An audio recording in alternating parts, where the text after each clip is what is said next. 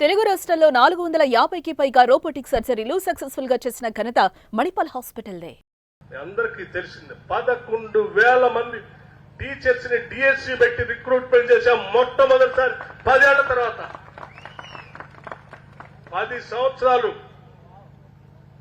పాఠశాలలో టీచర్లు రిక్రూట్ చేయండి అంటే 10 సంవత్సరాలు డిఎస్సి రిక్రూట్మెంట్ లేదు. ఎవరు చెప్పాలి పాట? 11,000 మందికి ఒకటేసారి రిక్రూట్మెంట్ ఆర్డర్స్ ఇవ్వటమే కాకుండా ఇంకా భవిష్యత్తులో ఇంకో 6,000 మంది టీచర్స్ కూడా డిఎస్సి ఇవ్వటం కోసం ఈ ప్రభుత్వం తయారు చేస్తాం.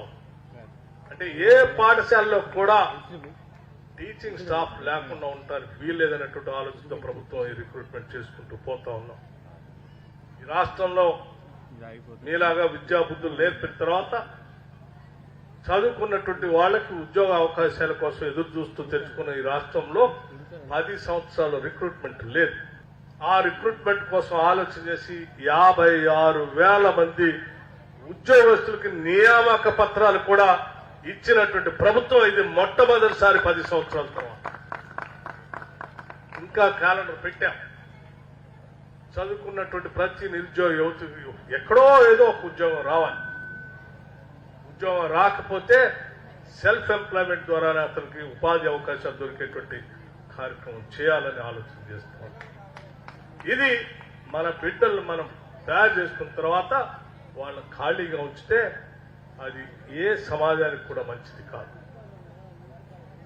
ఇంజనీరింగ్ చదువుకోను లేకపోతే పోస్ట్ గ్రాడ్యుయేషన్ చేసో ఉద్యోగం రాక తిరిగి వెనక్కి వచ్చి ఊళ్ళల్లో 100 రోజులు పనికి పోతున్నాం, లేకపోతే పెళ్లిళ్ళు జరుగుతూ ఉంటే అందులో సప్లయర్స్ గా పోతా ఉంటే ఏ సమాజానికి కూడా అది మంచిది కాదు అని గట్టిగా నమ్ముతున్నాం. అందుకే చదువుకున్న ప్రతి బిడ్డకి ఏదో ఒక ఉపాధి అవకాశం దొరకాలనేటువంటి ఆలోచనతోనే మేము అన్ని ప్రణాళికాబద్ధంగా ముందుకు పోతా ఉన్నాం. పబ్లిక్ సర్వీస్ కమిషన్ ప్రక్షాళన చేసి ముందుకు పోతాం. స్నేహితులారా, అందుకే ఆలోచించే దీనిని ముందుకు తీసుకొని పోయే క్రమంలో మీ అందరి సహకారం, తల్లిదండ్రుల ఆశీస్సులు కూడా ఈ బిడ్డల పైన, ఈ పాఠశాల పైన, ఈ ప్రభుత్వం పైన కూడా ఉండాలని చెప్పి నేను మనస్ఫూర్తిగా మీ అందరికీ వేడుకుంటున్నాను. నేను చేసే మంచి పని, ప్రతి మంచి పని ఈ సంకల్పానికి బలం చేకూరాలంటే మీ అందరి ఆశీస్సులు కూడా కావాలి. పాఠశాలను సంపూర్ణంగా నిర్మించడానికి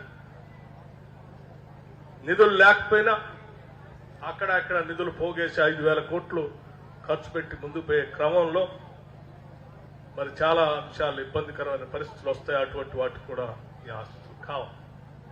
నేను సాధించడానికి ఏ ఇబ్బందులున్నా ఇన్ని వేల మంది తల్లిదండ్రులు, లక్షల మంది తల్లిదండ్రులు ఆశీస్సులు ఉన్నాయి. వాళ్ళు మీరు ఇచ్చేటువంటి బలంతో మేము అనుకున్న సంకల్పాన్ని సాధిస్తామని చెప్పి మీ అందరికీ నేను సవినయంగా మనవి చేస్తూ ఈ కార్యక్రమంలో పాలు పంచుకోవడానికి ఇక్కడికి ఇచ్చేసినటువంటి తల్లిదండ్రులందరికీ కూడా ముందుగా నా హృదయపూర్వకమైనటువంటి నమస్కారాలు తెలియజేస్తూ ఇక్కడ చదువుకునే ప్రతి బిడ్డ గొప్ప పౌరుడిగా ఎదగాలని మనస్ఫూర్తిగా కోరుకుంటూ మీ అందరికీ నా శుభ ఆశీస్సులు. ఈ ప్రభుత్వం తరఫున మీ అందరికీ అభినందనలు కూడా తెలియజేస్తూ సెలవు తీసుకుంటాను. సుమన్ టీవీలో మీ పర్సనల్ అండ్ బిజినెస్ ప్రమోషన్స్ కోసం కింది నెంబర్కి కాంటాక్ట్ చేయండి.